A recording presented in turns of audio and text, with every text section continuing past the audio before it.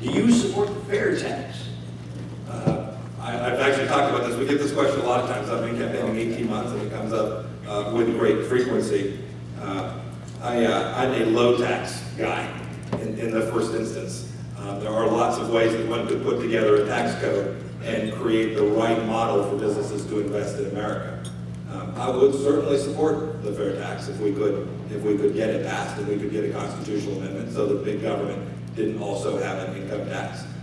But the issue facing us on taxes today is very different from that. We have a Speaker of the House who has enough votes in her body but won't present a bill so that we can make sure that everyone in this room's tax rates don't go up on January 1st.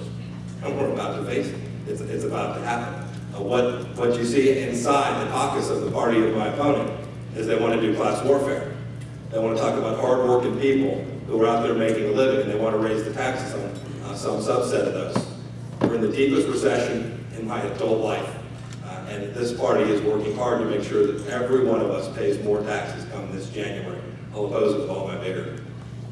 Raj, do you support the fair tax? I do not, and I think you heard in my opponent's answer, everything comes back to partisan bickering. The fact of the matter is he knows we agree on the extension of the full range of the Bush tax cuts moving on due to our economic uncertainty. What you didn't hear was the real ramifications of the so-called fair tax. Elimination of the home mortgage interest tax deduction. I don't know if you in this room or you listening at home would like that. It would raise taxes on Kansas middle class, on the middle class, on seniors, on farmers. The so-called fair tax would raise the cost of the inputs for our farmers on grain and fertilizer and so on, but they have no guarantee that they get more price at market. So it would actually be a penalty on our Kansas farmers. Kansas seniors who paid income tax when they put their money into retirement accounts would be faced with the tax again under the so-called fair tax. So listen carefully to his views. I think that in point of fact, as opposed to my record of actually cutting your taxes, we've got a proposal here that would raise your taxes.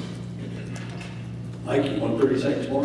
Yeah, it's not partisan bickering to have different views of the way the tax structure ought to be set up. It is absolutely the case. I've seen the Republican Party be called the party of no. I promise you, when they make it harder for you to grow a job right here in Kansas, I'm going to say no every single time. It's true, and it is not partisan. If a good idea comes from Speaker Pelosi, I will promise you I will support it. I just have not seen one yet.